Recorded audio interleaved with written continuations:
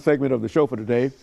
We're talking to the Chancellor of the Tennessee Board of Regents, Dr. Charles Manning, and the issue is the Board of Regents 2009 and some of the challenges and opportunities that are now available. And of course, Dr. Manning, let's allow you to continue our conversation. Sure, and I'm expressing my personal opinion, but I think there's been a lot of people with it that we're gonna need more skills in education to be competitive in our world markets, and we've got to figure out ways to raise them. And one of the interesting things in Tennessee is if you think about a workforce as a pyramid in terms of how much education and skills you have to do the job. You don't have as many doctors as you do plumbers. So sometimes it's harder to find a plumber than it is a doctor. and it's shaped like this. But the public system of higher education in the state is an upside down pyramid. There are about 120,000 students between UT and ourselves in the universities, 80,000 in community colleges, and 30,000 or so in the technology centers.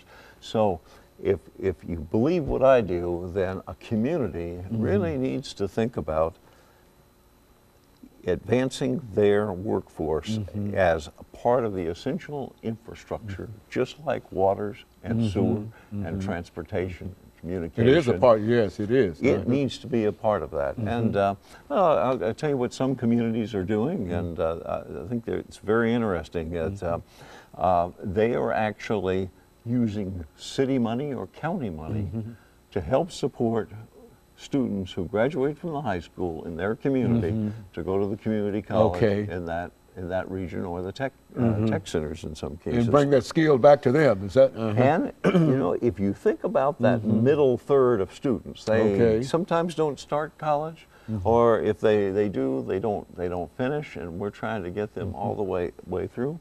The reality is, 40 years from now, they're much more likely to be sitting right in that same community than the top of the class. They're likely to go somewhere else. So it's a very good investment to try to build that infrastructure and the skills of those in the community, and they're more than likely to stay there.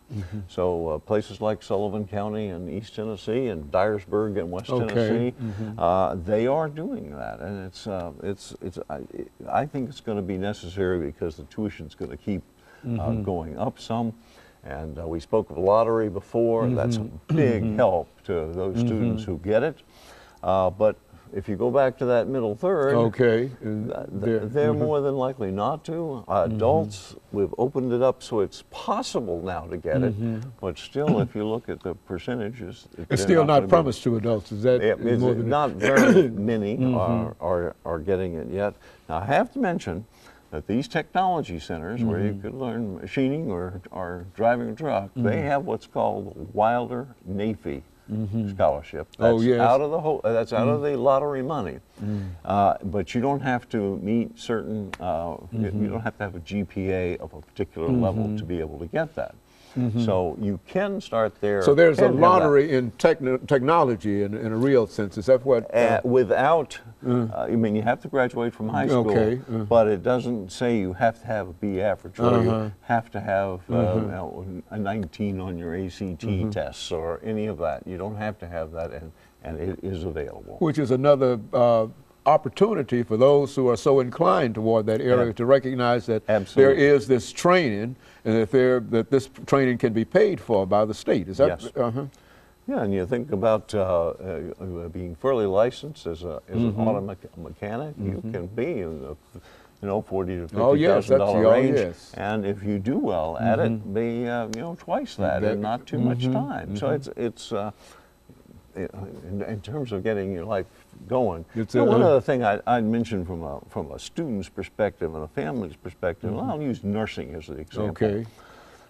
That's a great field to be in. You can virtually be anywhere in the United States. You can get a job. I've got two sisters involved in it. Yeah, but it costs money to do all this thing. But here's a track that a student can take. They can go to one of these technology centers and get an LPN, a licensed practical nurse certificate, and go to work, earn money. We have worked in the Board of Regents to make the transition for those students easy, well-defined. I mean, you still have to work. Nursing's hard, but in come terms into of, an academic. Right, but the transition, not filled with all sorts of bureaucracy, and then you could get your associate RN.